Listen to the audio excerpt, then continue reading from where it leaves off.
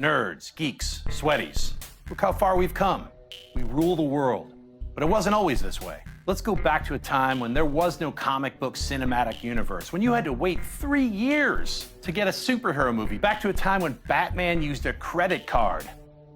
This is a film about a superhero movie that didn't get made. In 1998, a movie called Superman Lives was in production. It was going to be directed by Tim Burton and star Nicolas Cage as Superman. I've been fascinated with this since I first heard about it. From the concept designs to the various scripts to the people involved, this would have been the most craziest cosmic Superman movie ever made. What do you think the Superman Lives movie that Tim Burton and Nicolas Cage were going to make, what do you think that movie would have been like? Nicolas Cage is probably one of our generation's definitive actors. I don't know if he'd be able to pull it off or not, but it would have been interesting. It's one of those, you know, what ifs. I saw some of the artwork, and it just didn't fly with me. There's nothing about his face that fits. Nothing about his voice that fits that deep Superman voice that you can trust. It just seems kind of hilarious. I'm like, I'm sorry, guy, no. Nicolas Cage is a great actor, so I think he could have played that really well. You know, when you all watch George Reeves and I watched Christopher Reeve, I wasn't like, that's George Reeves, Chris Reeve. It was Superman. Nick Cage, you're like, that's Nick Cage as Superman. Nick Cage would have been awesome. I mean, it's still one of my favorites is Wild at Heart with him. Yeah. I just figure that guy as Superman would be awesome. The attempts to make superhero movies in the 90s weren't particularly successful, I felt. Dick Tracy did the same, or the Joel Schumacher Batman movies did the same, with the costumes super bright and primary coloured, and the idea of trying to create what a comic would look like on screen. I mean, obviously it would have been interesting to see. It would have been pretty weird to see Nicolas Cage as Superman. Superman Lives was basically written by 3 different screenwriters, Kevin Smith, Wesley Strick, and Dan Gilroy. All 3 scripts revolved around the same story, basically taken from the comic book series The Death of Superman, where Superman fought the villains Lex Luthor, Brainiac, and the killing machine Doomsday. Doomsday killed Superman in the comic books, and then he came back to life using Kryptonian technology. This revitalized the comic book series. Warner Brothers took their cue from the comic books to revitalize their movie franchise. On the set of Superman Returns, at any moment in Video Village, Brian had sort of a little, it was like a little binder. No one could really touch it. And inside, he had this photograph of Nicolas Cage from Tim Burton's aborted version of Superman. Oftentimes we'll be in studio executive meetings and people will bitch about the fact that Brandon Routh's costume is so similar to the comics, that it has the underwear, that it looks a little kitschy. And so Brian, whenever that would happen in a meeting, would snap his fingers and have his assistant pull out this photograph, and it would instantly shut them up. He would reach over to Video Village, pick up his book, and he would say, you know, you guys were gonna make this. We're not making this. Sometimes the interest in the what if is stronger than the actual final product, because it fills your mind with the possibilities of what could have been. That's something that interested me when I saw the concept art for Superman Lives. Amazing, strange designs, cosmic ideas, creatures, aliens, Superman with a strange metal S. All these things interested me, and I wanted to find out why it never got made. Imagine a distant planet in a far-off star system, light years from here. We've never seen it in our telescopes, we know nothing about them, but they look a bit like us. A star that's in the last days of its life, and imagine that their planet is under threat of destruction. And those fantastic scientists say that there's only one thing they can do, and that's to send a child out into space who might carry the physical attributes and mental attributes that these people have engendered over the centuries. And imagine then that this child coming to Earth suddenly is gifted with powers that come from the great society that gave birth to him. And he not only brings those powers, but he brings a morality. Just imagine what he could do to our world with the aim of changing it and making us better.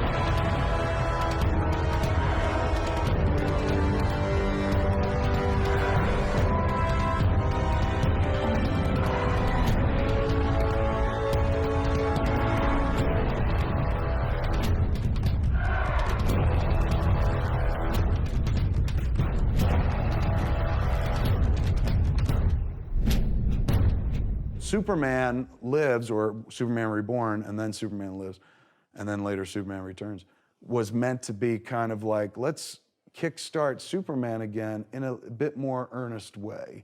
Not the like spit, curl, and wink of Chris Reeve and Dick Donner. They wanted a 90s version of Superman, even though when I was writing, all I was writing was Chris Reeve. I thought Bryan Singer's version forgot to like put in action. Yeah, like fucking, he didn't get to punch anybody. He punched an island. And then somebody pointed out that like Superman doesn't get to punch everything every movie. And I thought about it and I looked back and sometimes he didn't punch He shit. fought some video game type things in Superman 3. Fought good taste in Superman 3. Fought himself, remember? Right. Turned purple and drinking whiskey, burning with peanuts. Like I could see why Bryan Singer was sucked into doing a quasi-sequel to the Dick Donner Superman movies. Those were our Superman movies. They were so fucking magical. Yeah. And they found a way to make them work where your parents could sit there and be like, yeah, all right, he's fighting General Zod, I get it. And they're not like, this is horse shit. You know, they're like, all right, I can get behind this. So, you know, there's a pull to it because it's the classic lore, and Dick Donner did such a great job with it.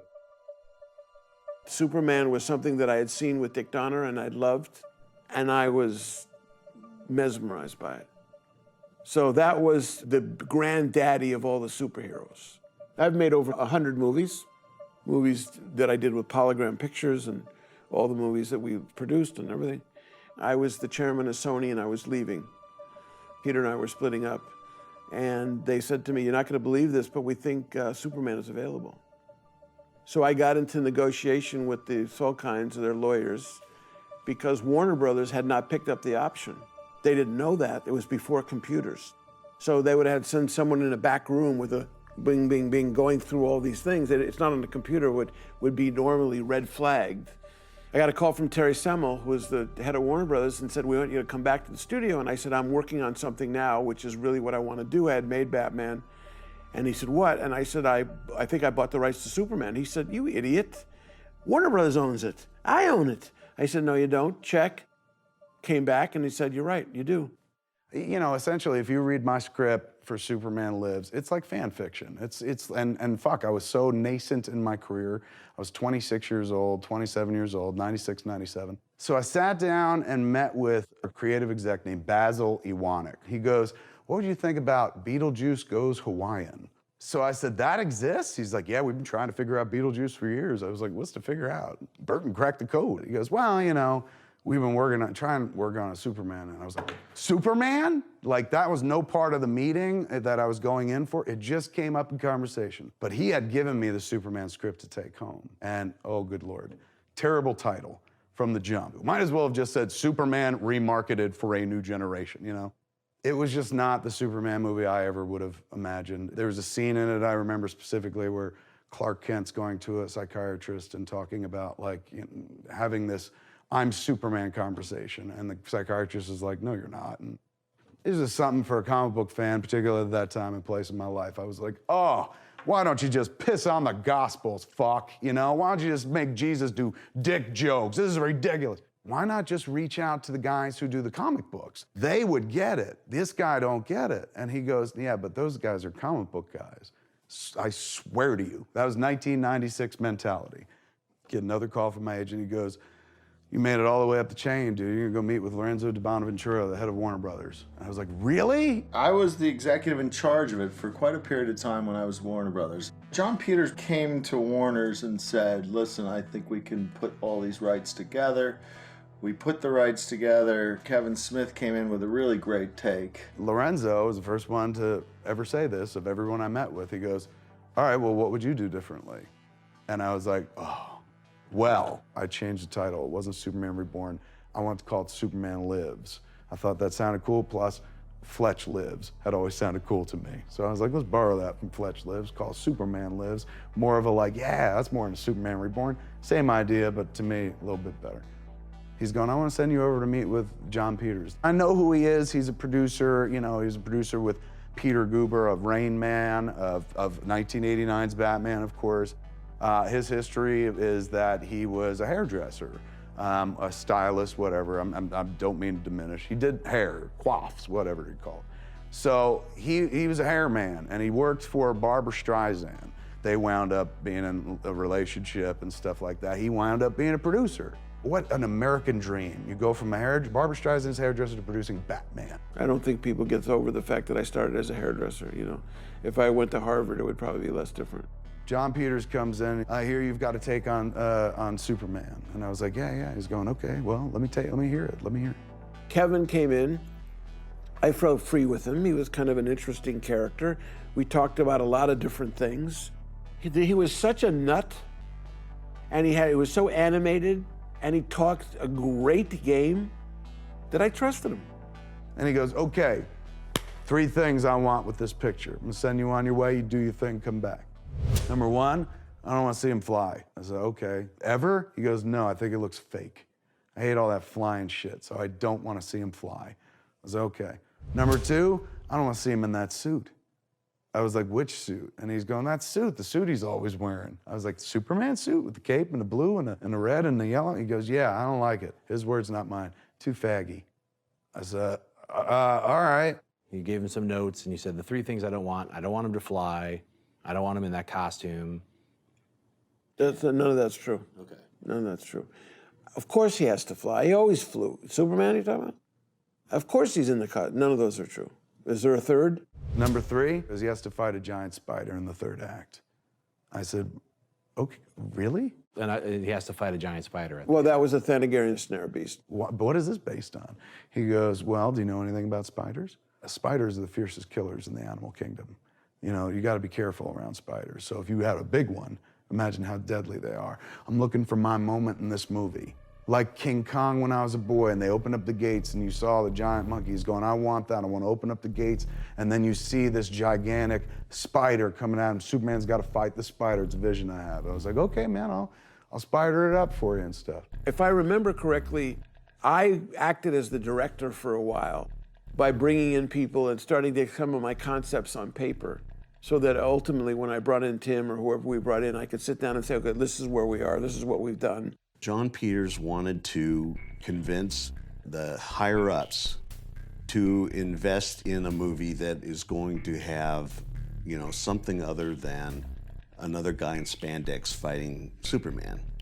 My initial job was to come up with this big, scary freaking thing with a body kind of based on a Black Widow, but a face more like a tarantula. And I threw in maybe a little crab and stuff in there too. One of the illustrations was it was a Geiger-esque kind of thing, and it's what it called the opening of the Yanni. And all these little face-hugger mini spiders are coming down and covering Superman, you know. He's not going up against a supervillain. He's going up against the alien or the predator or something that will try and kill him and maybe eat him or lay eggs in his eyeballs. That to me is super cool because it takes it to a different level that we haven't seen before, yeah. This was all out of my mind. The Thanagarian snare beast, I stole it from Jules Verne's 20,000 Leagues Under the Sea, this giant squid who tries to swallow up this submarine. With the big snapping squid that was giant nautilus. Yes, so Superman would fight every tentacle, getting closer and closer and closer to this beak till he killed it. It would have made an amazing sequence, amazing. I appeased Warner Brothers by not calling it a spider. I called it a Thanagarian snare beast. Another Hawkman reference. A little Hawkman reference to the planet Thanagar or something like, just little things to throw in. And the Warner Brothers execs were like, as long as it doesn't say spider, we don't give a shit. We know it's a spider. Call it what you, snare beast? Like, come on. And what made you want to tell the death of Superman? I loved, dramatic structures. So the idea was the death of Superman, chaos rules, really, I knew could be amazing. I just felt it in my bones. They wanted to do the death of Superman storyline that had been done very successfully in the comics a few years before. Death and return storyline. It was 1993, exactly 7 years since the theatrical and critical bomb Superman 4: The Quest for Peace. Superman comics were just not selling anymore, so DC Comics decided to do the unimaginable and kill Superman. We had thought of doing the death of Superman before. We had sort of lightly kicked the idea around, and it felt like this could be the time to do it. My frustration in working on the comic book was that he didn't seem to have anybody he could have a knockdown, drag out, bash him up, take down half a city fight with. With Doomsday, we wanted a creature and a villain that was not cerebral. in any way, shape, or form. We wanted him to be a hurricane personified, a force of nature, a raging beast, because that's something that is very different than Superman. And that's what we wanted Doomsday to be. It was one of those jobs where I was just like, fuck it, write your dream movie. You know what I'm saying? It's the dream job, go crazy, because whoever's gonna direct it is gonna change anything they don't like anyway. I had the Eradicator in there, I had Cyborg Superman, Lex Luthor was in there, Doomsday was in there, Brainiac was the villain. It was packed. One of the things that your script actually brought in that now everyone's doing is the crossover. You actually had not only a lot of different villains, like Deadshot was in it, but you also had Batman. That's right, there was a sequence where it was during Superman's funeral, very dramatic. It was clearly written by a Batman fan. It was almost the whole reason I took the job was just to write this cameo. It's kind of like Times Square, so they get TVs everywhere or whatever. And then like they all just go, they're just taking over and there's a big bat symbol and then he comes on and he gives them this message of encouragement. They're like, people of Metropolis, your hero is fallen. Like real fucking like wank stuff if you're a huge comic book nerd. Turn it in, Lorenzo's like, I like this. Basil's like, I like this. And you know, John, his people, like Tracy Barone, who was running his company at that point. Tracy goes, you're gonna come over tomorrow to have a meeting with John, right? I said, talk about the script? She goes, to read the script. And I go, what do you mean read the script? And she's going, he likes to have the script read to him out loud. And I was like, get out of here, man. You want me to like tuck him in after I'm done? She's going, I'm serious. First of all, I'm not a good reader, number one. Number two, everyone sometimes reads things differently, but you can, when you see it, it's pretty much what you see. I said, I understand I'm gonna read you a script. He's going, totally, let's do this, man. He lays down his couch, his tennis shorts on and stuff. And he's looking up at the ceiling and he goes like this. And he was making director hands as he was laying there. And this was the movie screen that he was placing onto his ceiling so that while I was reading, he was seeing it on a canvas. I'm a visual guy. So most things I do by visualization. Every script I ever get, have someone read it to me. And I just, you know, lay back and listen, and I run it on my screen in my brain. And at one point he stops, he goes, oh, nothing's happening. You got Brainiac coming to the Fortress of Solitude, there's no fight. Where's the fight? Fucking have somebody up there, man. Have him like Brainiac fighting Superman's guards. And I go, well, it's called the Fortress of Solitude. Like, fucking nobody's up there, dude. Like, he's alone. Plus, why would Superman need guards? He's Superman, dude. Like, think about it. And he goes, well, what about polar bears? And I go, polar bears? He goes, polar bears are the fiercest killers in the animal kingdom. I'm sure there was 50 other ideas we could have come up with, but at the time, we wanted to animate those things or whatever we created as something that he could fight. And there's nothing more ferocious than a, 3,000-pound giant, 12-foot, 15-foot polar bear. I remember reading a version. I don't know if there's two drafts that are of yours that are online. One has Brainiac going to the Fortress of Solitude, and there's two polar bears that just see him. Right. And I was like, are they the guards? And then he fucks one up, and then the other one skimps away. That's it. Okay, but then this one that I was reading earlier this week, yes, and that has the polar bears just as statues outside. Because I was like reading, I was like, am I tripping? So I was like combing through it, like That trying would to be find. John. But I think it was, I don't know if it was Tom Masali or Lorenzo going like, why is Brainiac killing an animal? And I was like, because John thought that he needed to fight Superman's guards up at the Fortress of Solitude. And Lorenzo was like, why would Superman need guards? I was like, I know, right? But whatever. Who else was on your plate for directing the Superman film? Tim Burton was my #1 choice. And obviously I didn't want to make a Superman that anybody else had made. And I really wanted to run Superman through his brain. But they were like, who do you see as director? And I was like, Tim Burton. Look what he did for Batman. I know this is a fundamental different character, but it's Tim Burton. You know, you can't go wrong. If you're gonna bring a superhero back to the big screen, he tapped him again. I had no idea when I said that. I was just signing my own. You're fucking fired, fat boy, Warrant. Kevin handed in his draft. Right. I called him and it just was no good. It wasn't funny, it had no structure to it. It was just unimaginative. He was like, it was an amateur writer. He wasn't a crafted writer.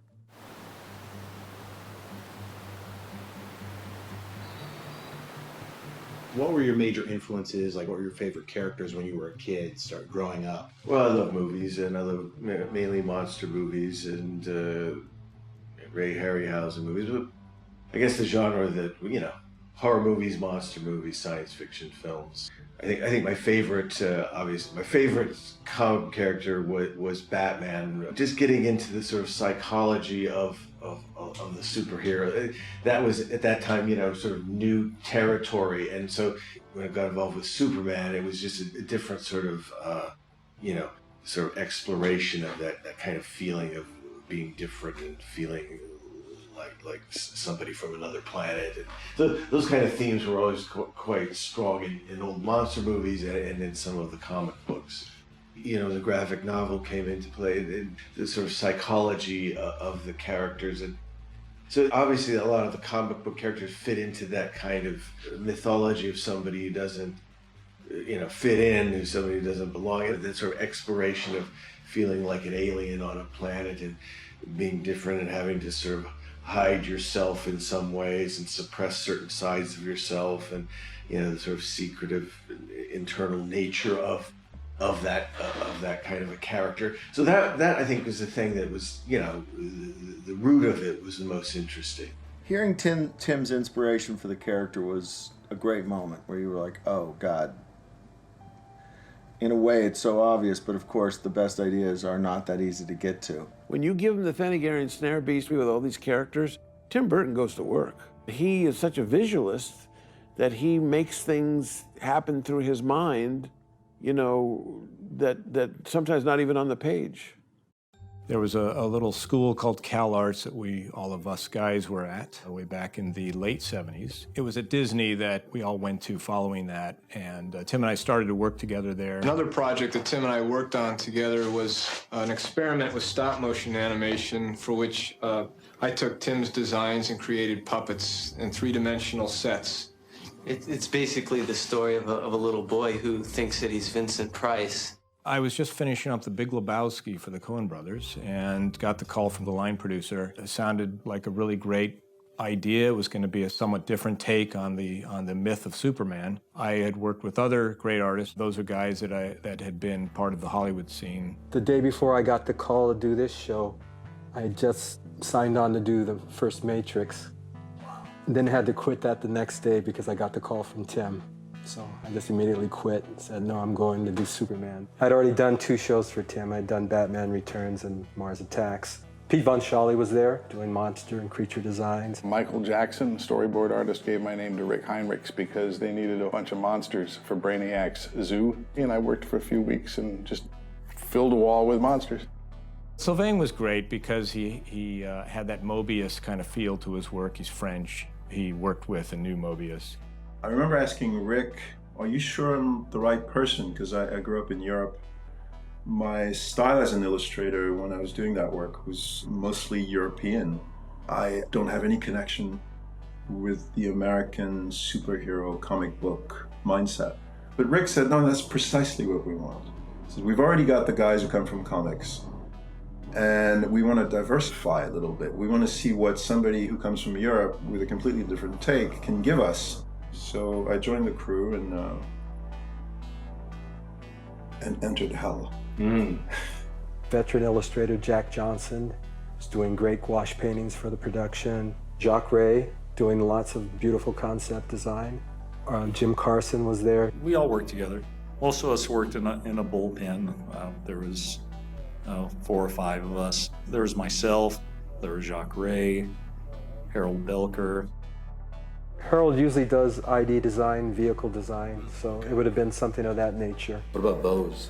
Bose was in and out. He had an office down the hall. Well, Rick Heinrichs, we got to know really well on Nightmare Before Christmas. He promoted me to be the assistant art director on that show, and then I moved to LA to sort of start my Hollywood career. Working on a movie lot, you know, from San Francisco, and this was like a big deal for me. It was a really great moment in my life. Stage 15 has an office upstairs, and at the beginning of Warner Brothers, the logo, you know, the logo, it shows that moment. It shows Stage 15, that balcony, so it's something that I always remember. Every time I watch a Warner Brothers movie, I'm just like, that's where we did Superman Lives. I'm more of a nuts and bolts kind of guy. I mean, I, kind of run the operation. I make sure that the crew is there hired, that we're moving along at a good pace. You know, I got a little bit involved in more of the creative on this because we had a lot of R&D going on with graphics and also all the visuals that we were going to do. I guess this was the late 90s, and we were doing a lot of things at that time. I mean, the business was absolutely exploding in its prime. This was kind of the genesis of when production companies were getting kind of savvy to the fact that they could get the best price and the best quality work out of companies like my own by pitting 3 or 4 companies against each other and basically creating a contest. They said, show us this crazy, whacked out with some notes from Tim, the wildest, most iridescent soap bubble, light up Las Vegas sign arm as a test, as a prototype. And you can make a couple if you want. And so we worked and worked and worked and came up with a couple of these prototypes. I believe we did 3. They said, wow, this stuff's great. Nobody else came close to what you're doing. Tim loves them. Let's go. Let's take the next step. I'm like, well, I don't even know what we're building. What's the next step?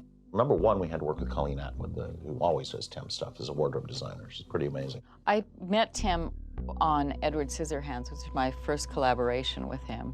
You know, we just hit it off, and we had a good run on that. And then when Superman came up, it was, you know, a different kind of movie for me at the time to do. I hadn't ever done any kind of big, kind of superhero-y sort of things at all. With Tim, you always start, you know, with like who he thinks the people are, like his sort of take on it, which is always unique and what makes him Tim and special, I think.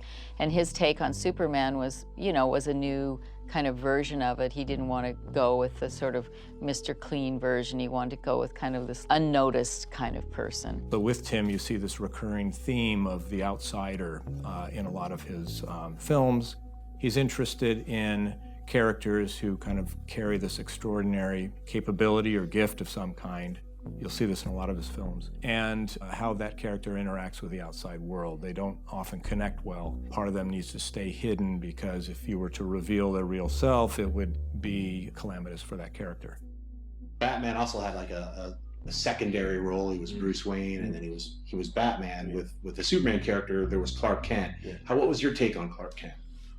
Well, you know, like you said, slightly similar, but this is on a much grander, you know, this is like on a global scale in a way, in the sense of having to hide. And you know, you always try to put your personal feelings into it. So I always felt like I was an alien. So I think a lot of people do, and a lot of kids do. So that very simple through line, that was probably the core thing in a way. That for me was, I think, the main thing that interested me. All of us feel like aliens. Nobody is comfortable in their own skin all of the time. And we all feel that darkness. And I wanted him to be able to talk about that darkness in a way that would be interesting for the audience. I think the humanizing of Superman was what I would look at as sort of Tim's approach to him that made me really get excited, made Warner's get excited. I remember I was in Hartford, Connecticut doing press for Chasing Amy. I got the phone call. They just brought on Tim Burton. I was like, so do you think I get to stay on for the whole show? He goes, oh no, you're done. Tim Burton came on, he goes, I don't want to do this script. I'm going to do my version of Superman. And so I guess, I don't know who the screenwriter was, maybe Wesley Strick. I got involved because I had worked with Tim on Batman Returns about 6 years earlier. I ended up staying for the whole shoot because he felt like he needed a writer at his side through the process. I remember him sort of complaining about making superhero movies. He compared it to Chinese water torture. And I asked him then, if you hate it so much, why are you doing the sequel? And he said, because I think I learned a lot doing the first Batman movie, and I want a second movie in which I can put to use everything I learned and sort of undo the mistakes he felt he had made in the first one. I knew that there was a Kevin Smith script. I read it without any preconceived idea about it. But as I read it, there was a lot about it that wasn't sort of clicking with me. It's because I'm not a sort of Superman fanboy. I hadn't read any of the Death of Superman graphic novels. I wasn't up to speed with all that stuff.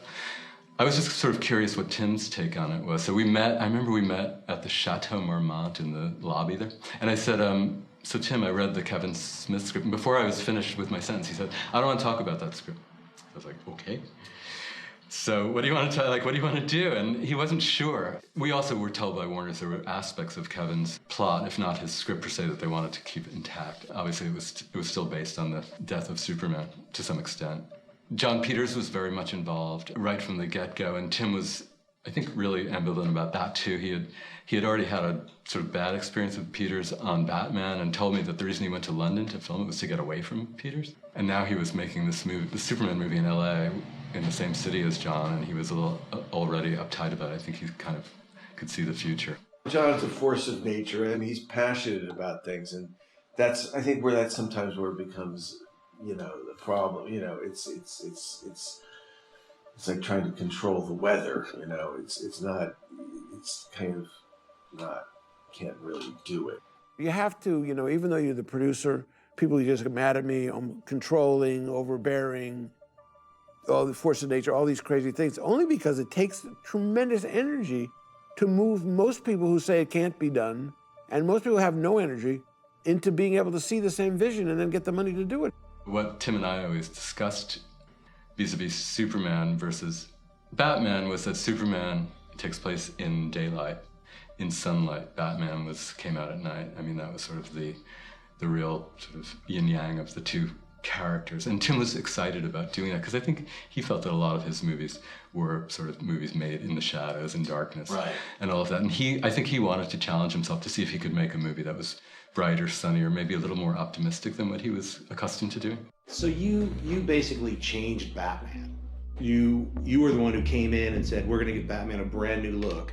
We didn't really have the internet back in 1988 when you were shooting this, so the grumbling, whiners, and complainers didn't get a chance to attack as hard as they do nowadays, where I just related to people like, you know, Nicolas Cage as Superman, what a weird choice, or the same could be said for Michael Keaton. It's really... But that, you know, luckily, you're right, it was before the internet, but there definitely was, luckily it was here in England, but I know that I had heard there was a huge backlash to that just because they thought, oh, it was going to be like a joke. Even back then, luckily enough, you know, I mean, there wasn't the analysis that you get, because it's like, you know, picking, you know, apart the carcass before it's even dead yet, you know.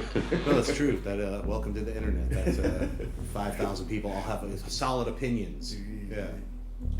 Yeah. Michael Keaton had done a movie called Clean and Sober, which I saw, and I thought, this guy is a genius actor. The shouting about Michael Keaton as Batman was so fucking loud and proliferate in 1988-89 that even though the internet didn't exist, the internet was still mad. Like, that's how fucking big it was. People were like, what, Mr. Mom? I also want to say something in response to all the folks who kept those cards and letters coming, you know? All you got to do is tell me no, baby. The reason he worked for me is that because, you know, he looked like somebody who needed to dress like a bat to intimidate people. I knew, being a street fighter my whole life, that you can gauge the toughness of your opponent by the look in their eyes. And Michael Keaton had that look. Right shot! Now you want to get nuts? Come on, let's get nuts. I had just read The Dark Knight, the Frank Miller comic book, so I was like, I want a badder-ass Batman. I wanted a darker Batman. Right. And I grew up as a little kid watching the Adam West Batmans. Right. And this Batman that came out was exactly what I wanted. It was, and it did almost $1 billion in those days, because we had a line where when he comes up, he says, I'm Batman. The line from the movie was, I'm Batman, motherfucker. And Warner's made me take out the motherfucker. And I wanted to do that because I knew the kids in the audience would go, yeah, all right. There was lots of reasons why he chose, you know, Michael, and so I knew, you know, in my heart that we weren't making a joke, but there was. I mean, you're right. If the internet had been around then, would have been. Well, it's like they just did. I mean, when they just announced something with Ben Affleck. Oh yeah, you know, it's like, you know, I'm sure he can handle it, but you know, it's tough out there. Yeah, a lot of haters, a lot of little trolls hiding behind their little mom's basement. All right, so you've got Tim Burton signed on. You signed on. You got Warner Brothers. You got the rights together. How did Nick Cage enter the picture? He reminded me of Michael Keaton. They both had this, weren't the handsomest guys, but both had this tremendous, tremendous gift as an actor. Now when you think about it, if somebody was like, would you like to see a Nick Cage Superman movie? I'd be like, fuck and yes, take all my money, because I want to see what that looks like. I was going to play Superman, and that fell apart for whatever the reasons. And then I saw that movie, and I said to myself, well, that was a much more nostalgic, traditional approach to that character. And I didn't want to do that. I was going to turn that character upside down along with Tim Burton. The great thing about Nick was that he was a fan of the comics, but he also was a fan of the sort of underpinnings and the psychology of it all. So that's again what made it exciting. He sort of understood, to me, sort of both sides of it. I think Tim looks at these things slightly off center. You know, I mean, if you think about Michael Keaton, it's not the guy you would have thought of casting as Batman. And yet when you saw it, it was great, you know. And I think when we first heard the Nick Cage idea, we were both intrigued and also going, well, that wasn't really the way we were thinking of it exactly. I thought it was exciting that Warner's was sort of pushing the envelope and allowing not a pretty boy like Christopher Reeve. I think that's what they were trying to do, is not have that squared off jaw like Chris Reeves or any of the other people who have played Superman in the past. They wanted somebody who was a little edgier.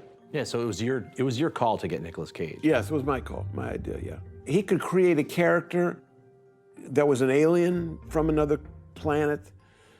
So why couldn't he be a dark alien and light? I didn't want to make someone who was just pink. I wanted something for the street. Because he's such an eloquent actor, he's got a very powerful presence.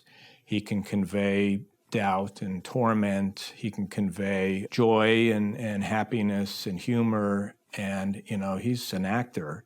And the Oscar is awarded to Nicolas Cage. I know it's not hip to say it, but I just love acting, and I hope that there will be more encouragement for alternative movies where we can experiment and fast forward into the future of acting. When you match that with this idea of making him a guy who has some insecurities, and Nick has that ability to play so vulnerable, it was actually a very natural fit to his take. Casting of Lois Lane, some of the names that came up were Courtney Cox, Julianne Moore. Courtney Cox I met with, Julianne Moore I met with. And Sandra Bullock. Sandra Bullock was our main choice. She would have made a great Lois Lane. See, where was I? I must not have been in that day. Funny, she'd do it today, but at the time she turned us down. Chris Rock as Jimmy Olsen? Yeah, I think we were talking about Chris. Yeah, I like Chris. Yeah, that sounds about right. Chris Rock came into work one day on Dogma and was like, guess who's playing Jimmy Olsen?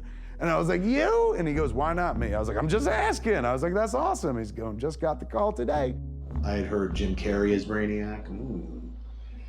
Jim Carrey even born back then? Yes. Was he? He was just played the Riddler in Batman Forever. And I also had Sir Christopher Walken in mind for Brainiac. One of the reasons why we all liked Walken was because he's both a very menacing cat, but he's also very funny, right? So there's a slightly off-centered quality to who he is. Your daughter's screaming. Amy's screaming.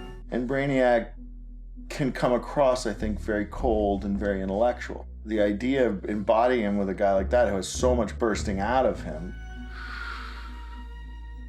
Kevin Spacey, I know he had talked about Luther, and that's eventually Bryan Singer's. Yeah, we did. We always thought he would be a good idea. He'd done a lot of movies at Warner's with us. He was definitely a favorite, and I love him as an actor. So it was sort of a no-brainer, that one. Well, I always had a certain thing in mind, and talked to Kevin Spacey about Lex Luthor.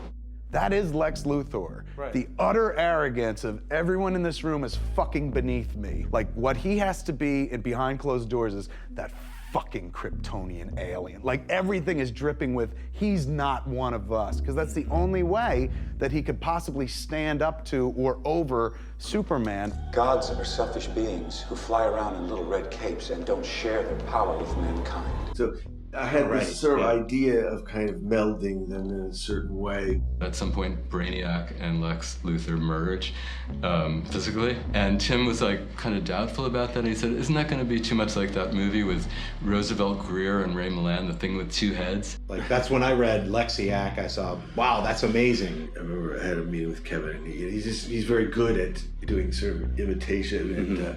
Did great Christopher Walken. Now, Christopher couldn't be here tonight, Mike, but he did send the following telegram. Mike! It's crazy.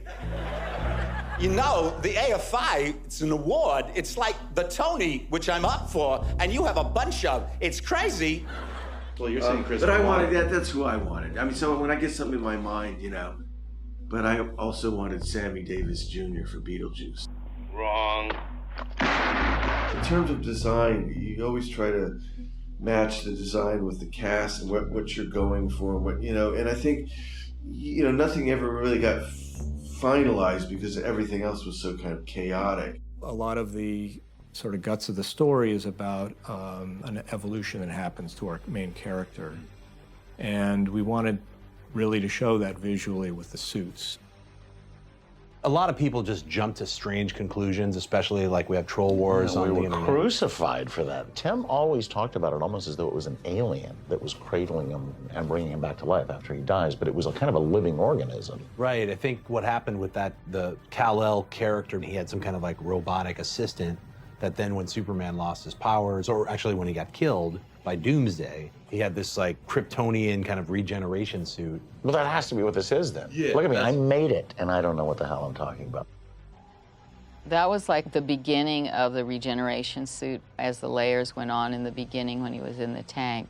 So it's kind of the idea of replacing neural and circulatory things in your body that were kind of under the fluid that could be laser driven and stuff without the kind of ecto layer that you saw through later on it. So the first thing we did is we sculpted a suit and we cast it in silicone, but we did it over Nick Cage's life cast, kind of a biomechanical, much more standard looking suit. This is the vinyl casing that we've sewed on. We have a little bit of buckling here. I'll show you. Up, forward, that's where we're getting that buckling. So we did this test on Nick with this basic solid silicone suit in New York, and it was a complete disaster. He hated it. I hated it. Tim hated it. Colleen hated it. Surprised they didn't fire me right there. Yeah, I mean, it doesn't have the same And you know, yeah, right, movement like the other ones. Right. Yeah. Oh no. It's not there. And what's doing it? I think this stuff is. You made a couple different things. You made the exoskeleton where he's like kind of in this fluid kind of regenerating, and then the robotic kind of those clear things. And I want to see somebody wearing this. I'll make sure this is seen. You gotta see comfort. Speaking of background. Oh, that's right, Nicholas. This is what awaits you. Yeah. No buckling. No buckling. No filling, but no buckling. The biggest problem with it is it's not clear enough, it's not alive enough, it's not iridescent enough, and hello, it doesn't really move very well, so how do we fix that? And I happen to have a fantastic team. I believe Lenny McDonald, who's a complete mad scientist in this business, and Bill Bryan as well, teamed up on this, knowing what was possible, what we could do, what we couldn't. I first started working with Steve at Boss Films on Ghostbusters. He was in charge of Slimer and the librarian. I decided, you know what, how about I just take a bunch of those vacuum-formed pieces, go back upstairs to my loft and start messing with them. Vacuumforming is you take plastic, heat it up, and then take suction and suck it around a hard plaster mold that we previously laminated with an iridescent material. Once that's set up, we could then vacuum it, and something interesting happened. The iridescent qualities become amazing, like an oil slick, and we had done this on the Abyss, and it looked really cool, so we thought, okay, that's step one, that's a soap bubble. They had these vacuum-formed parts, and they were all in the places that need to move. And I started overlapping them and letting them slide against each other. Colleen, when she came in and she looked at us, hey, now this has got some possibilities. And then she had us develop it further. And we literally took hundreds and hundreds of these beetle-like iridescent shapes. We sculpted all of these shapes, every muscle on the body, extending it a little bit further than you would need. You know, came up with little clear staples to go underneath, and it was all held together with clear vinyl tubing. Tied them together on Tim's recommendation because he wanted to go with little Edward Scissorhands, make it haphazard, so we had these weird tubing that was tying it together in a very asymmetrical fashion. We ran fiber optics and all kinds of patterns, sequenced them, laid into the Superman suit. You've got to know that number one optic comes out at number one port, number two through the hundreds of them, so that you can then pattern the shapes, just like a Las Vegas sign. That was a layered costume, so it was a sculpt of musculature with a sculpt of clear, almost like a plexi layer over it with etching in the plexi where light could pass through it and it would sort of have a glowing quality. Which were powered with lasers, so it was really powerful stuff. It looked great. Tim was not a comics geek. His thing was film, television, and he was able to synthesize a lot of what he saw into a Tim Burton look and feel. I've always admired the fact that he doesn't approach things with the same kind of reverence that somebody who loved the comics and loved certain things about them. You know, every show Tim does, he initiates the show with sketches, character designs, and they immediately give you a sense of where he wants to go and what he wants to do.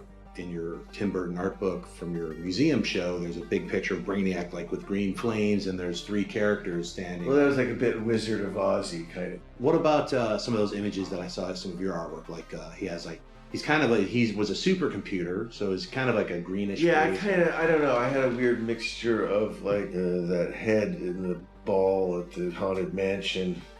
So sort of like a bowl, fish bowl kind of head kind of thing. But with like,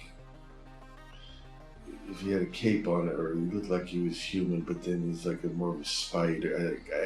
I think I was inspired by, the brain that wouldn't die, and there's a thing, there's a spider creature in Johnny Quest that I remember. A weird mixture of things. I was given a sketch that Tim Burton did, which I thought was cool. And the sketches that Tim does, they end up looking a lot like that in the film.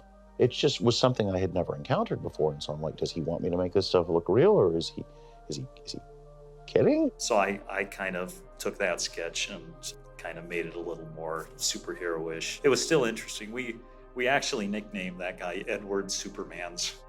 How did those characters like Brainiac come about visually for you? Yeah, obviously they're very crude. So the thing is like, that's why you find people to work with who something crude and then interpret it to something that's real. Yeah. Because to be honest, if things looked exactly the way I drew them, it wouldn't necessarily be so. Yeah. One of the concepts we were pursuing is for Kal-El's journey that Jor-El provided with him a means to survive. And one of the main means for his survival in this new world was Kay. It was to be a companion for him throughout his life. Tim had a brilliant idea to have Kay start out as almost a teddy bear. Kal-El was a baby when he got into the craft to come to Earth, and as Kal-El grew in the spaceship on his journey to Earth, he'd have this little teddy bear, a companion, something to comfort him a little bit. And Kay had the abilities to morph and to change to suit his needs. There was that through line with both Superman and Kay, like the whole Kay concept. Going from the rejuvenation suit into basically, I guess, the Kay character kind of becomes his suit for a little bit. We decided that it was protective. We didn't want another Superman suit. That was pretty much all I heard. It's like Tim Burton, it's Superman, and you're going to design a suit that is going to replicate his powers. I knew that there was probably an element that he was healing inside it, regenerating possibly. That kind of put this notion of something that was maybe a bit Egyptian. What about all the glyphs on his suit? I thought of the hieroglyphs to give it a sense of age and to make it feel alien. And I probably completely ripped off Ridley Scott with that. The design I did was completely unwieldy and impractical, but it was always meant to be just a leap-off point. We were kind of exploring a Gothic, Art Deco, New York-ish kind of a design language on many of those. Kind of different from the traditional guy flying with a cape. So that it was obvious that Kay had melded with him and become one with him and just assisted every part of his being. Within the story, Superman, almost dies. He has a healing bath. He has a new suit at the end. So it was a big deal with costumes and studio and all that. Here, I believe this one would be after the Kay suit disengages, and this is the reformed, newer version. This is the new, darker Superman. It feels a little more organic than the suit, like it feels a little more exposed in a way.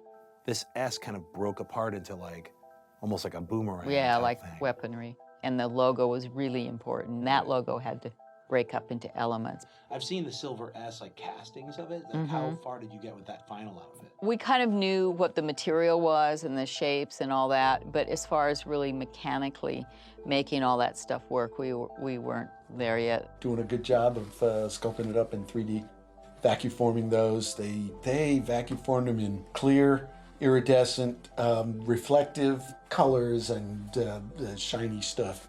This was going to have a super polished sort of feeling to it to show all the different definitions of the muscles. When you moved and when you flew, it would look really cool because black is hard to film. So this kind of kicked back enough light that you could sort of see the body and kind of feel the movement a little bit more. What inspired you for some of the designs of Superman's outfit, which was some are like super shiny and rubbery, and what were you going for? Well, we were kind of into a new discovery, you know. We were looking for something that wasn't a leotard. We were looking for the definition of muscle, which was more kind of different than the original Superman that was more of that period where people didn't work out. What she was doing also, using sculptors, they were sculpting this fantastic suit. Everybody wants to know about the suit always. You get emails, I get emails all the time. Can you tell me about the suit? I never understood the fascination to suit.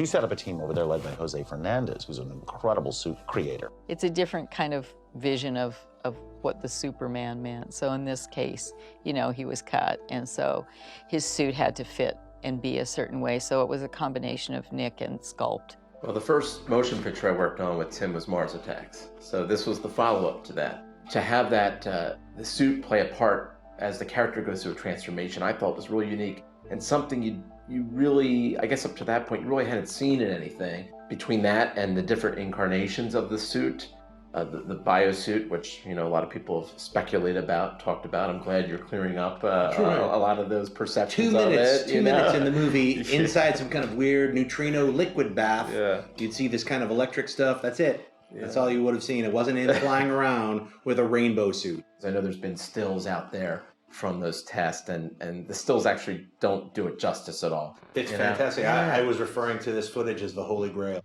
It is like the Holy Grail. So Nick, like movement and stuff seems pretty good, huh? Yeah, I mean, you were saying it'll feel a little looser the more I wear it. Yeah, it's really tight. This is great. Look at that. Yeah. That's amazing. Wow.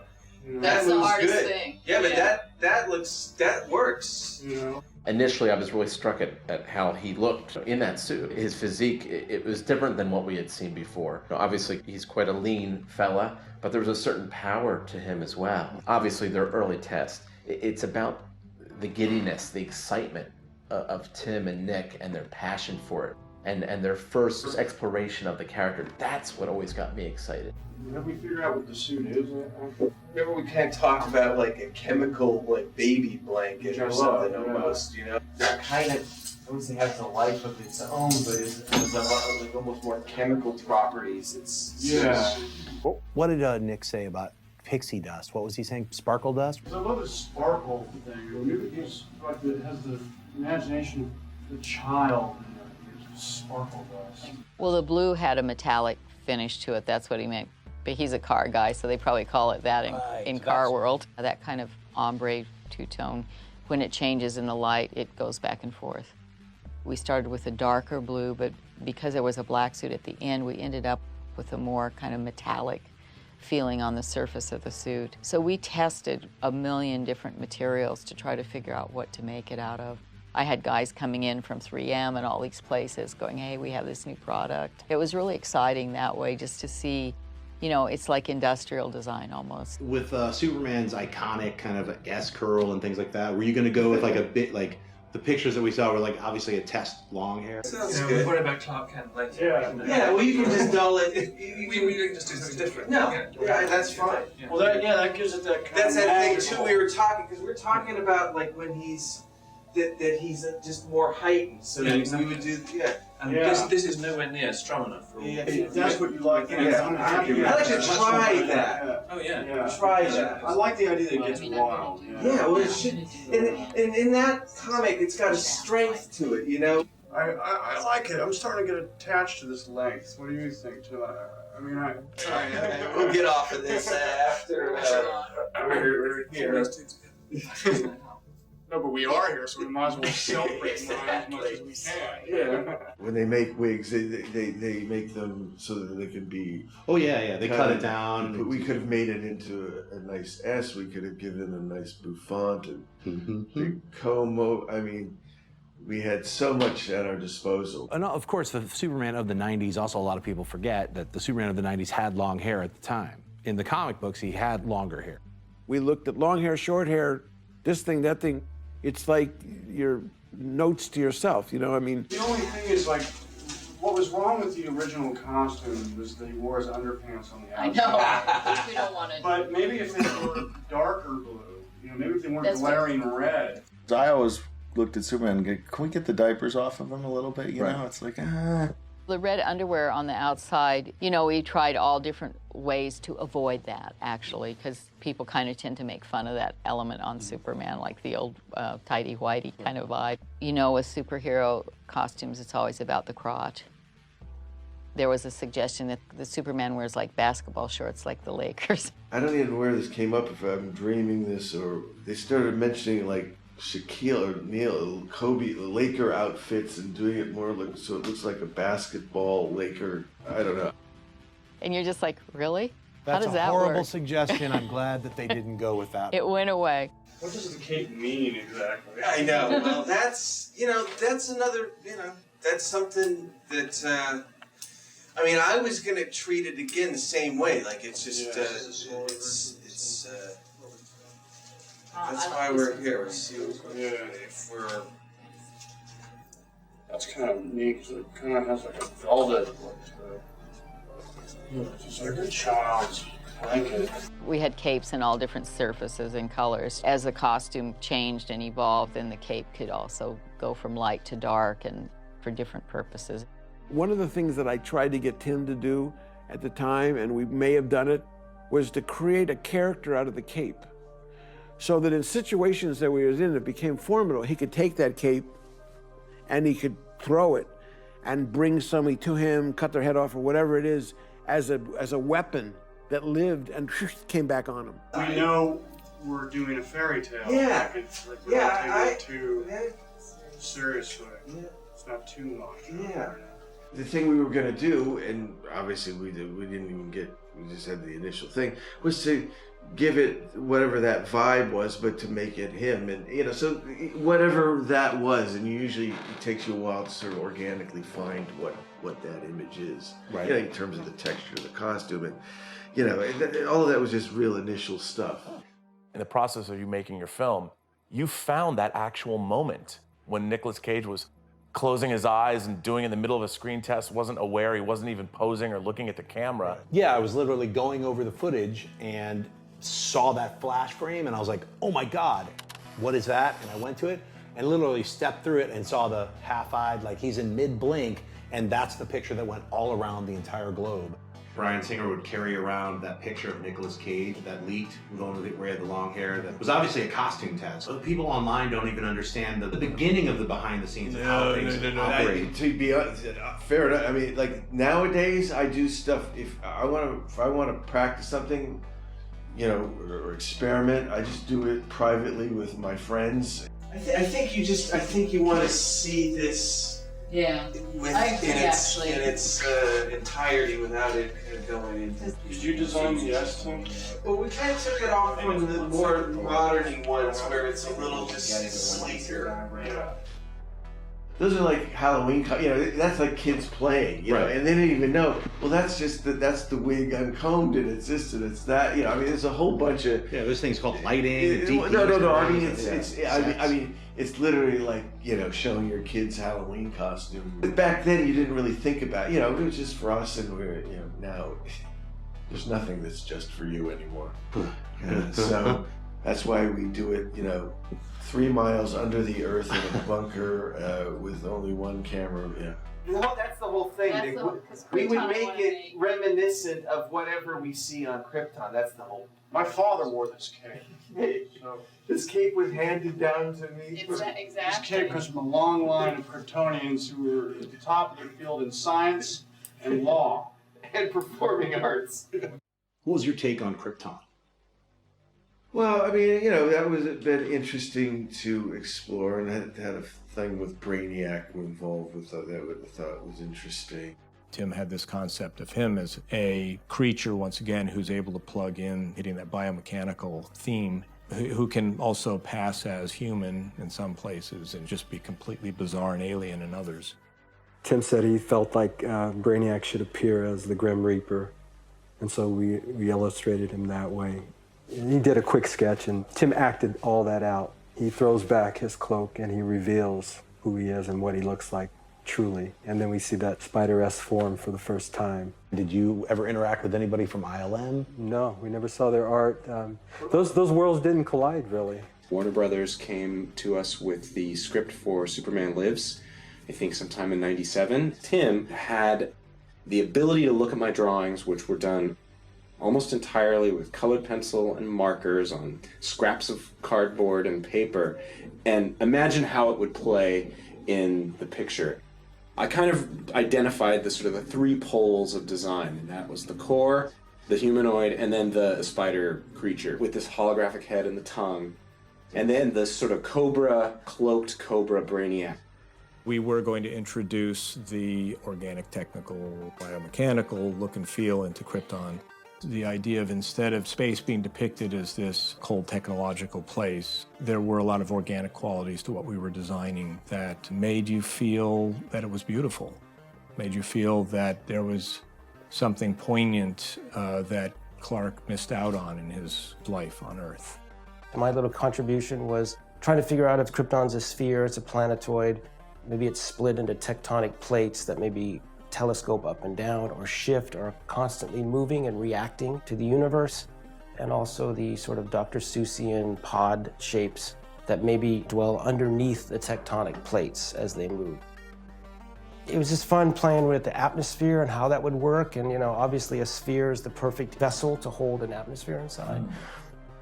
My particular technique at the time, before computers, was to take black paper and draw with white or lighter colors onto it, so you're basically drawing with light and how light affects things. Rick Heinrichs, production designer, wanted to stay true to Tim's design sensibilities. So we did a lot of bulbous, spherical things, and we were playing with some different color schemes that weren't always seen in film. Let's go back and talk about your interior art that you did for Krypton, because that had such a different tone to it. What inspired you with those drawings? I think that there's a sort of, and this is something I've felt on every movie I've worked on. It kind of has to do with jamming, like musicians. The idea is to sort of go beyond technique and just let yourself drift and see what the vibe is. And I think what was happening is Tim Burton was head of the project, in a sense, organically.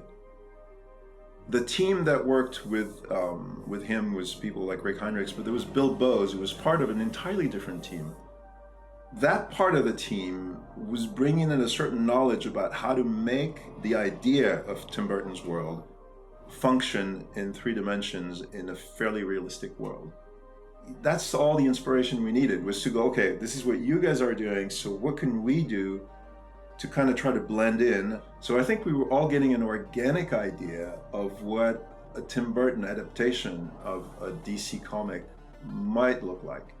So this outfit here, That was a Kryptonian party goer. this kind of thing I saw on the Superman suit, like in the regeneration area. There was some kind of... I tried to use elements that tied it together, so it was sort of from the pieces of things from the world. It'd be cool, like on Krypton too, for somebody to have a piece of that, kind of to tie it in. I did a lot of stuff to get a look for Krypton. So I used these elements on the Ecto thing done together as headgear and a collar thing. So I was just figuring out ways I could apply the kind of backing into the healing suit, the elements of that on the kind of pedestrians in Krypton. So she has the element of the hand thing on her foot. I mean, it's an interesting exploration. Yeah, Obviously never finalized it. I just saw, some of the early designs had kind of a Mobius Giger type of biomechanical aspect to it. Would that have ever, it might, who knows, after a couple more months, it might have turned into Logan's Run like jumpsuits. Who knows? I thought it might lose the tinfoil aspect of it. The Jiffy Pop. I always expected, Marlon Brando to just explode into popcorn.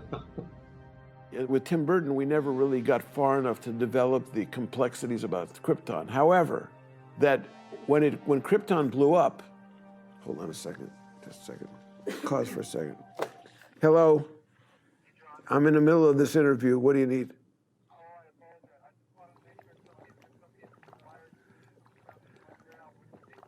Yeah, do it.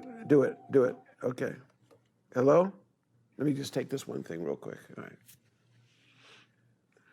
Everybody has heard about the guy.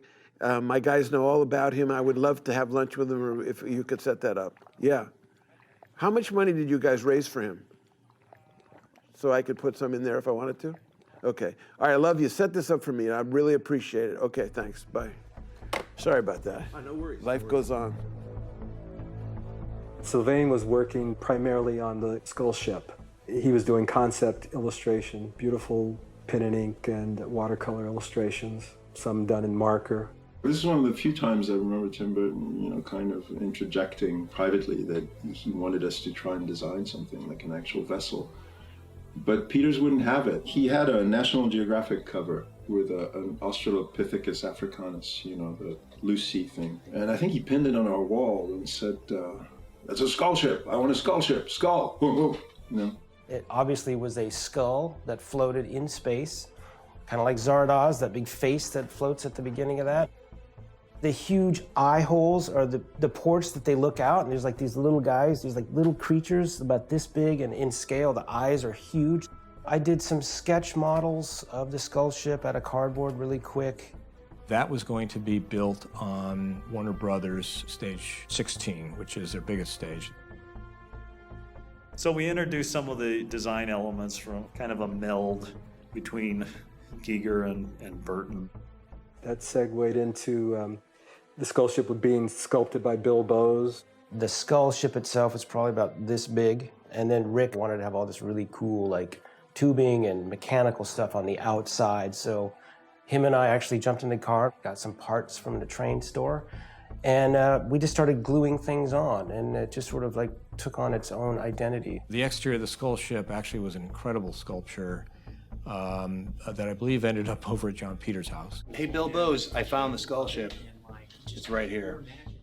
In the original concept, Krypton blew up into thousands of little pieces. They all became colonies and all had their own monsters. All these monsters were in the skull ship. Right, they were called the Menagerie. The Menagerie. And it was like a zoo, and we had all these monsters that were in the back of that big skull ship, which ascended into Earth, which would have been amazing. We did hundreds of designs for Aliens and Brainiac's ship. We worked for months and months and months designing and got pretty excited about puppetry, strange hybrid blends, digital removal of certain aspects. Cary Gamble, which was a perfect choice from his Superman days, as an artist for the comic, designed hundreds of designs for us. I spent several weeks just drawing these things.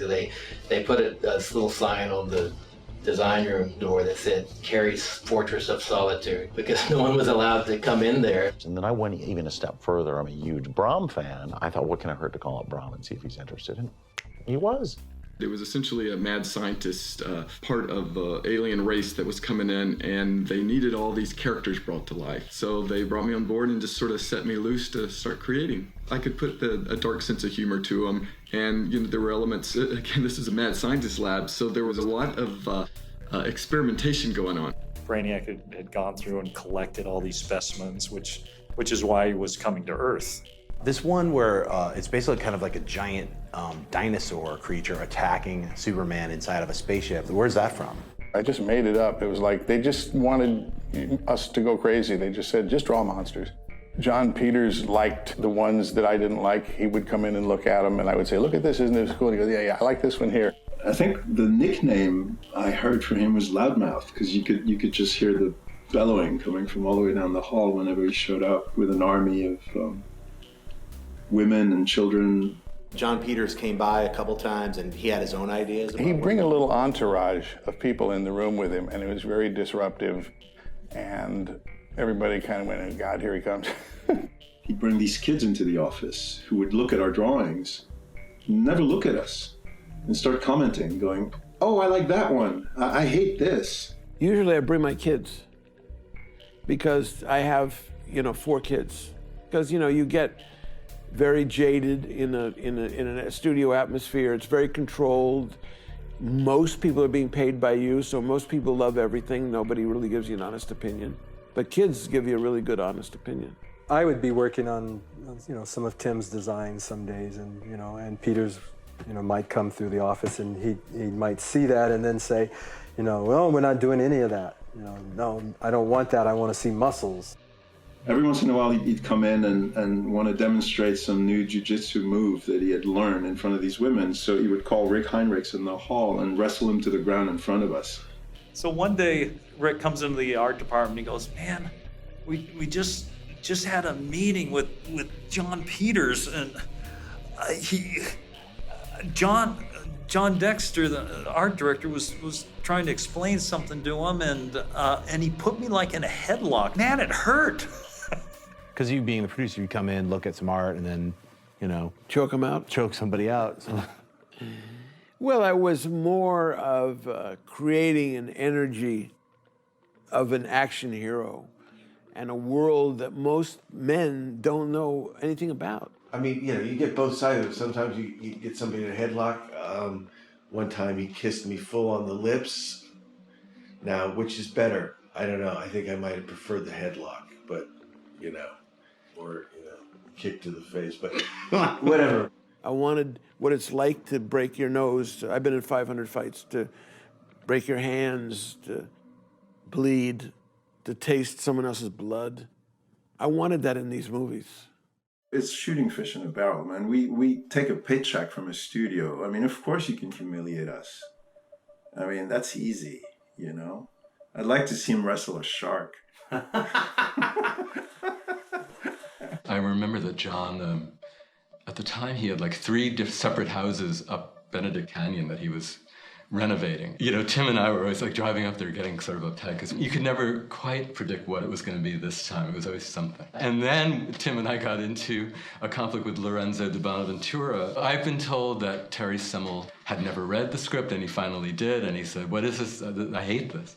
I was also told that Warner's was changing its strategy in terms of the slate, and they didn't want to like swing for the fences anymore. You know, they had gotten burned on, I guess on Batman Forever maybe, or Batman and Robin. Batman and Robin. Yeah. And Tim has always been upset about the fact that the Superman project was doomed by Joel Schumacher, Yes. who fucked up Tim's own franchise, Yeah. and then fucked up Tim's Superman movie. Yes. And one day Tim said, "Could you come over?" This is like 3 or 4 months into the process, and I kind of said, "What's going on?" And he started in this sort of sheepish way to say, "Well, you know, the Warner's brass and Lorenzo and Terry Semel," and I kind of interrupted him. I saw where it was going. I said, "Tim, you're firing me."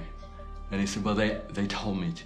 This is where it gets into that sort of gray area of studio, the black hole of development.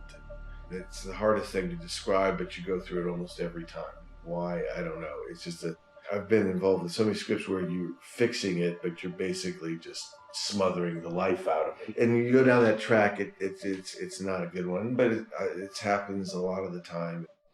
You know, he told me that they were going to hire somebody else, which was Dan Gilroy, I think. The first meeting was at John Peters' house up in Bel Air, and we started talking about the current script, and it was the idea of going deeper with the characters and working on the action, and just it became sort of a sense that the script wasn't where they wanted it. And the next day I was at Warner Brothers going to meet with Tim at the production office, and it just became a daily, for the next year, it became a 7-day-a-week job. And I think what was brilliant about what Tim did and what he wanted to explore is to take a classic superhero character who is beyond emotional turmoil. What Tim latched onto was, wait a minute, he's an outsider.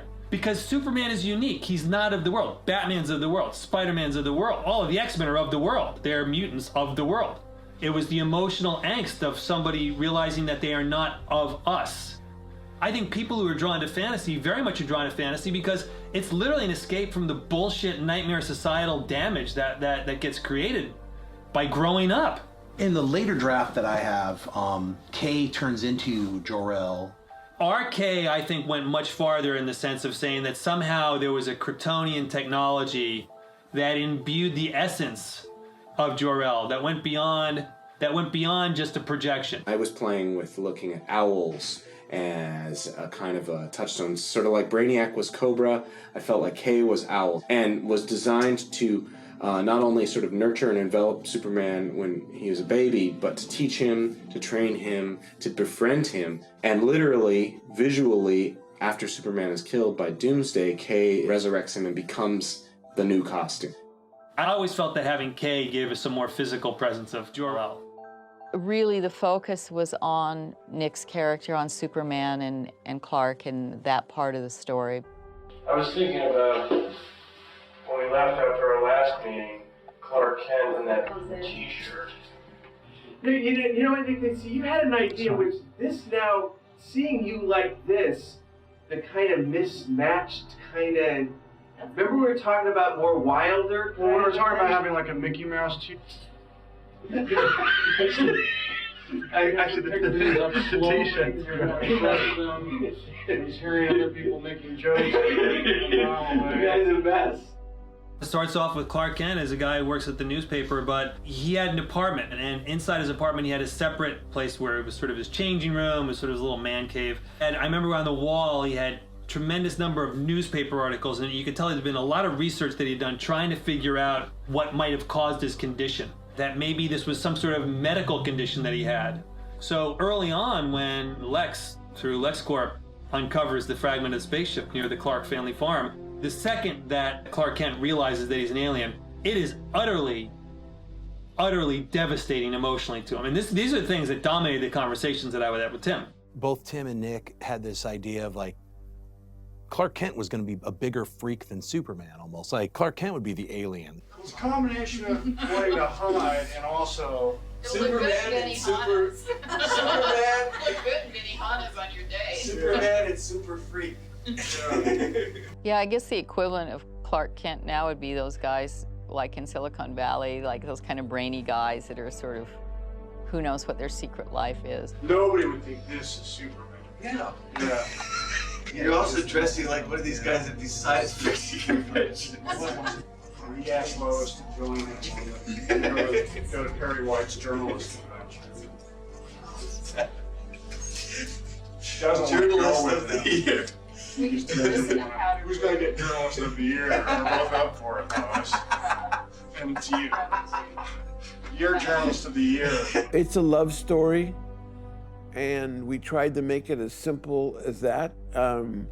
But he was and did have a dark side, like many men do. On the other hand, he was extremely vulnerable because he didn't really have anybody and he was alone. She gave him the strength of feeling, you know, like that he was who he was and that she loved him anyhow.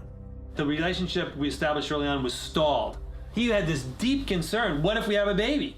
What if this baby punches its way out of you like Alien? What if the baby kills you? He doesn't share this with it, but you can tell this is the dilemma. You know, he was going to get engaged to Lois, and he was sitting in a restaurant, and he was literally pumping his leg like this, you know, and the water in everybody's table was shaking. He's so anxiety-ridden that he leaves the restaurant. I think I was at the top of a building, and then he just flew around the building like 30 times trying to burn off steam. He doesn't change his suit. He doesn't look for a phone booth or anything. He just burns out of his suit. He takes off, and that in itself is enough to just, you know, shred the clothes. Tim wanted more of a visceral, physical punch that you saw in those Max Fleischer cartoons, which is sort of a adaptation of what Siegel and Schuster's original Superman was. That was our Kal-El, that was our Superman. He's not somebody you could fly. Tim said he did like the idea of this sort of magical flying, of just floating in space. And so he said he wanted to ground it and tie it to physics. And so if he jumps 3 miles in the air, he comes right back down like a bullet. The first thing I'd done for that was to do almost a Superman, a parkour sequence on a grand scale. So it shows Superman leaping across the city. It might take him 5 or 6 leaps, but he makes, you know, each leap being the equivalent of 2 miles or 3 miles. He's much more interested in like somebody flying through the clouds and, you know, feeling the texture of that on their face. For me, it was very important was the idea of whatever was going on, the feeling of what it would feel like to be like that kind of a character. So it was trying to get more into that, the sort of visceral feel of it, you know, no matter what other, you know, bullshit was going on. How do you make flying cool and also affordable? ILM got involved. They were going to do the visuals on the movie, so they ended up coming down and we did some tests of just shooting this stuff and then figuring out how the cape was going to fly. We did a lot of testing with that, and I think You know, for the time, the guys came up with some really great stuff. It was pretty exciting. It was still early in the process, and we had some evolution to be done to the techniques that Tim was going for, but we were going to get there. Then watching Nick Cage in an outfit land, it was kind of like, whoa, there's Superman. Well, the Nick Cage version. That moment I remember really acutely because it really was like, wow, oh, we really are doing this. You know, here we are. So there was a lot of like at odds between the studio, the producers, and ourselves, which is like, well, you know, there was a push to have like Superman having a lot of like kung fu fights, and it's like, well, he's not going to get into a kung fu fight with a bunch of ninjas, and you know, no, yeah. There's this whole sequence of Luthor's henchmen polluting the waterways of Metropolis, and Superman at some point has to contend with a group of ninjas.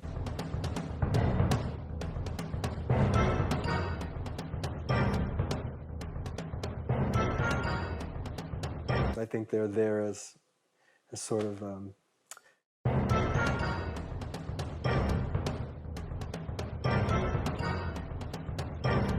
let me stop and go back. I'm just trying to think what they were there for.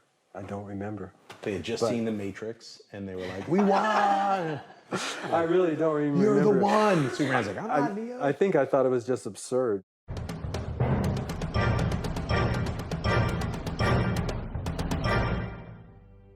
We went scouting when we decided on where we were going to shoot, you know, a lot of the exteriors. Most of it's going to be done on stage, obviously.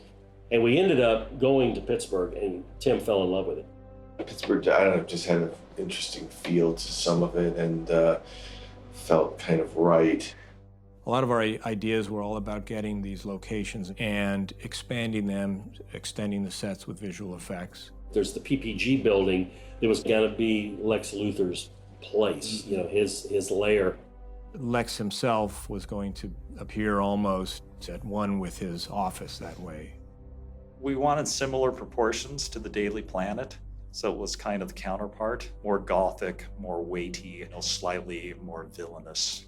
What about Perry White's office? Instead of it being the cliche newspaper office where it's basically the floor and surrounded with the editor's offices, we wanted Perry himself also to have a kind of vaunted sense of himself. My last interaction or crossover with Superman was when we were making Dogma in 1998. We were in Pittsburgh, and we went to use a building for our movie corp. And they're like, you can't use that, that building's being held. And I was like, for what? And they're like, that's gonna be LexCorp in the Tim Burton Superman movie. And I was like, get out of here. I knew Tim Burton loved kaiju and Godzilla stuff. Doomsday can be our sort of kaiju, our sort of Hulk plus thing. So what if this is a thing, an organism that destroys, but it propels its inanimate matter with an engine of energy. So this rock creature punches you with laser rocket power driving the punch, and it's sharp, then maybe I kind of create a power source. Is it some sort of energy core in the middle of it? Maybe it's exoskeleton. Let's also take it out of human anatomy and give it a second pair of arms. And Doomsday was supposed to be cut in half by some big ventilation fan or something under there. And so we were doing some designs where like he's cut into two pieces, but then they sort of form two Doomsdays, and then they sort of meld back into another one. Now, in the comic book, he was more of a big muscular thing with kind of bony protrusions. And I tried to get a little of that into the concept, but they really just wanted a big monster. I don't know what stuck. I mean, we were all over the place. You know, so many hundreds of designs done. I was reacting to what Tim put down initially. He gave me a sketch of a creature that had multiple, his entire body was covered with faces and heads. And he explained that during the fight, some of these faces and heads would morph and change into people that Kal-El, that Superman, knew personally. It would be somewhat unsettling to be fighting a creature and all of a sudden you see Lois Lane's face there, or you see Perry White's face there.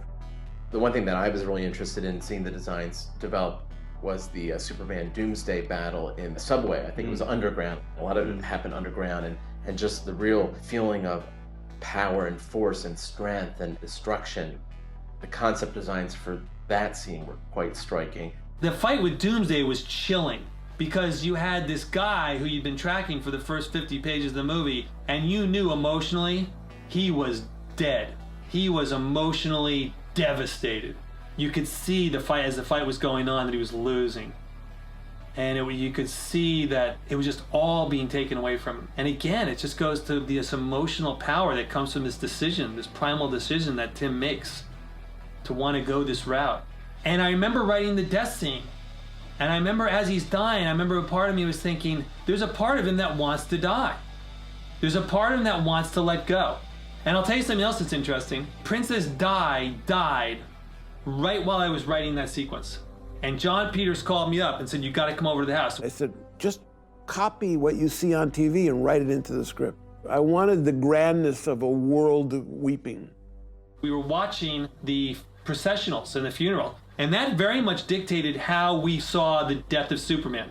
We had a kind of almost a severe fascist or constructivist approach to the Superman tomb.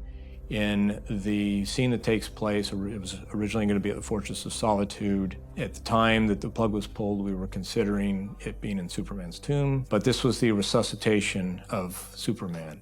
What kind of brought Superman down?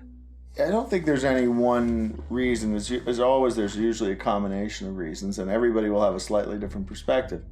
As somebody inside, Superman got caught at an unfortunate moment in time in the Warner Brothers. So when you're working on the script, people are checking in with you on almost a daily basis. It was a studio movie. It was a huge budget. I think they had a release date. Before we handed in our first draft, nobody was talking about money in terms of the budget. It was just like, this is a big movie. We're going to write this big. I got a phone call that Warner Brothers had run a budget. It was through the roof. It would have been $200 for the movie, another $100. It would have been a $300 million investment. The budget was not an insignificant budget. It was a really large budget. There was a period of 4 weeks where it was like, we gotta retool this again and make this smaller. It's too expensive. We have to start cutting things. And these big Hugh Jackson sequences that before I had a blank check attached to them, suddenly it was like 14 buildings don't go down. We're gonna keep it inside the 5th floor of this one building, and the Fortress of Solitude gets jettisoned. Everything goes into the tomb, and it was very much always in flux. Development hell doesn't happen with no-name directors. It happens only with famous directors that a studio doesn't dare break up with. And that's how you end up for 2 years just, polishing a turd until finally somebody walks away at great cost. We had several films fail right around it, or underperform right around it. So suddenly the economic pressure on all of us was very significant. In the conference room at Warner Bros., there's a big board, and it's literally the size of a wall. And it has their entire release slate for the year, including all the other films that are coming out that weekend. So it's broken up by weekend. Warner Brothers got on one of the all-time terrible roles. Bob Daly and Terry Semel were in charge of the studio, and they had a tremendous run. These are very talented people, but at this point, for some reason, things were misfiring. And you could just see, it was just like every week the horse race was happening, and their horse was coming in last. Right. Big movies. So as we're coming in to discuss at the conference table our incredibly large budget film, with a Tim Burton take, which is deconstructionist and unusual and unique. What's going on around us is you're looking at the board and going, you can just see the bombs as they're going off. Every time I'd come in the conference room, another executive had been fired. And as you know, because from a human nature standpoint, when money starts getting tight and people have to make big decisions, safety becomes the big thing. The risk that you can take when you're feeling confident is very different than when you're feeling a little bit on your heels, and we were on our heels at that moment. We were all interested in getting the script better, as the filmmakers were too, and it was still in process. Lorenzo's utterly right. It's like we needed to work on it, we needed to hone it, we needed to make it better all the time, but it was enough there that you could see what it was going to be. Dan Gilroy gave it some real shape, and I kind of liked what he did. The studio didn't like it.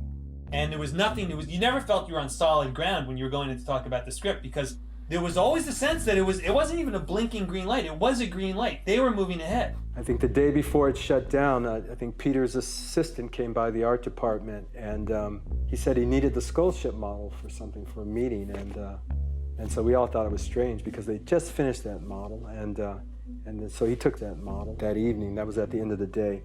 I think the very next day, we got word that the production was shut down. We built this test suit just for one of the people that worked in my studio. And by the time we got so excited that we were ready to explode, spontaneously combust, because we thought we'd come up with exactly what Tim wants, and something pretty damn unique, we got the call that the show was off. Everything had finally come together, and we were ready to go to the next step. Actually, the day of the camera test was the day that they came and told us the movie was off. So we only had elements of that costume to camera test to make sure we were, you know, it was all visually strong. So we never got to make the whole thing. It's the one costume I've never gotten to really make that I've always thought would have been, like, amazing. We were literally 3 weeks before production.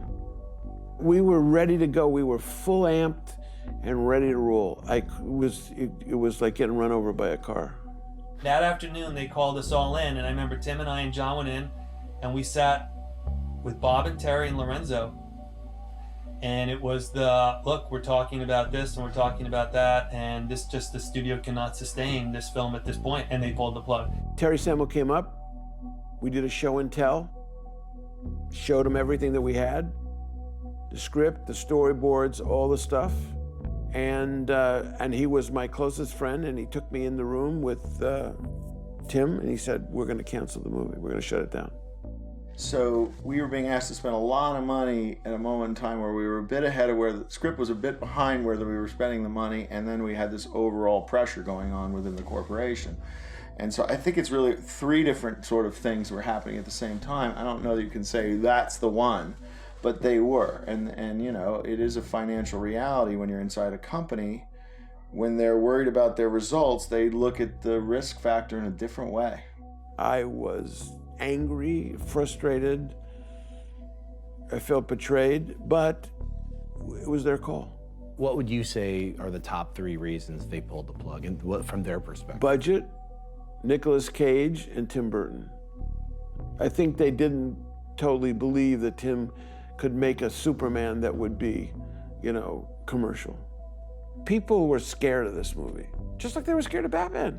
Whether it was they were still sort of still freaked out about my Batman, you know, Batman Returns or whatever, or Mars Attack, whatever the dynamic was. And I think I've had this happen from the beginning. It's like they okay, yeah, do it, but then they're always slightly worried about you in some way. Highly creative people have a hard time getting the movies made, full stop. That's all it is. Because they bring stuff that blows everyone away. And as much as they claim as they want original, they're terrified of it. That's what happens. So you don't see those movies because they scare everybody up the chain of command. You know, like when you have a transplanted organ, the body either rejects the organ or not. You have to have somebody in the body that says, no, I want that liver. And usually with these dangerous movies, people are kind of going, I don't know. And John is a tremendous, passionate believer and proponent of the franchise, and he fought like hell for this movie. Oh, I went in Terry Samuel and I threatened him with throwing him out his window. I mean, I was like, you can't do this to me. I've worked on this for too many years. We're ready to go. We're cast. We have one of the great directors who just made $1 billion franchise for you. Roll the dice, man. Roll the dice. Nope. So that year that you were on working on Superman Lives, how much money was spent? I think it was somewhere close to between 10 and 12 million. And then I don't know if there was ever any payoff to Tim or any payoff to any, Nick Cage or anything, because I don't know if they had a play deal. Tim was completely devastated. He ran out. He wouldn't talk to me or anybody for a week, a month. Where the studio was, John, the studio, me, the combination just was, But it is pain. I have to say, it is painful to work so long on something. Once that was over with, and I couldn't even get Tim on the phone to try to figure a way to get it going again, because I wasn't going to give up on it until I got it made. Will Smith said yes to Wild Wild West, and we went off and began, shooting that movie. That was another big film that Warner Brothers was developing, a quite expensive film. And we kind of got a sense like, okay, we're gonna now focus on that. No, they actually mentioned in the room while they were pulling the plug that the funds were gonna be going over to Wild Wild West. And that is its own story. That's a whole other story. Documentary. Yeah.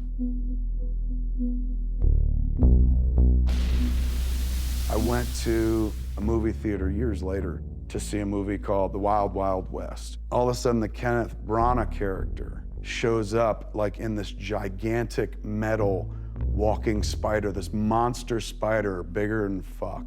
I was so caught up with this spider and the Thanagarian snare beast that we did a comedic version with Wow Wow West, and that's where the spider came in. And I remember Jon Peters' name in the credits. I was like, God damn it, that motherfucker finally got his fucking spider. Now when I go to conventions and I show people, I'm actually doing the opposite of Bryan Singer. I'm doing like, hey, come here for a minute. And I show some fan who's like, Nick Cage is stupid. He would have been horrible in that movie. Check this out. Whoa, that's not bad. You know, that character is such a bullseye that you have to hit. He's almost, you know, he's one of the most precious icons of our country. And the fact that Tim and I were pretty far down the road designing it, and I know with Tim and where I was going to go, we would have done something really special. At least it's out there in the ether that that could have happened, but it doesn't have to, we don't have to make the movie. It's still interesting to people. You know, from that perspective, it was a big disappointment because I think he would have really stretched in a way that he hadn't yet. And maybe hasn't since, I don't know. He hasn't really made that movie. When Superman Lives ended, obviously it was a very dark time, you know, to have something that, for everyone that worked on it, it's a horrible thing to be working creatively on something and then have it just kind of pulled from your life. It's just, you know, amazing to me to look back that way and look at what's going on now with these kind of movies and wonder what that would have been then and what it could have become. It's just something I think people should know, that they're looking at a process, not a product. Right. The ultimate product would have been an amazing film. I don't know how it couldn't have been at least received very interestingly, because it's a movie I'd still like to see. And plus I would have been able to do a lot of cool monsters in it. That was a big part of who I am today. That was the moment, like going out there and telling that story over and over again. Because of Superman Lives, that was when I realized my true talent, I think. You know, it obviously wasn't writing Superman. It was talking about writing Superman. That was where the real money was, I guess.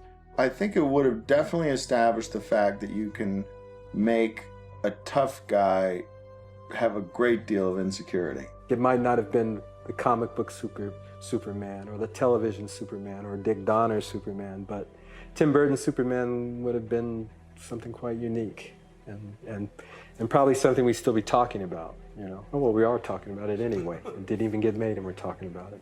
Tim is really, I gotta be honest, I think one of the only people who could really do it justice because he understands it. He's lived it. And he would have fucking knocked it out of the park. I think it would have either been laughed off the screen or a big hit. I think Tim Burton would have made a movie I would have been proud of. Would it have done these kind of numbers that we needed to do? Maybe not. If we had been able to strip through all of the sort of chaos, I think we could have had an interesting movie because it would have had some cool imagery and Superman be Superman, and then also experience what it's like to be hidden and to be that character. I mean, all those things were that was the core essence of what we were trying to do. So any final thoughts on Superman Lives? If you think back about it now, how do you feel about it? Why are you trying to depress me so much? Does anybody got any cyanide or anything I can take? Visit me when I'm about 90 and I'll be here. Still gonna make it. Gonna make it.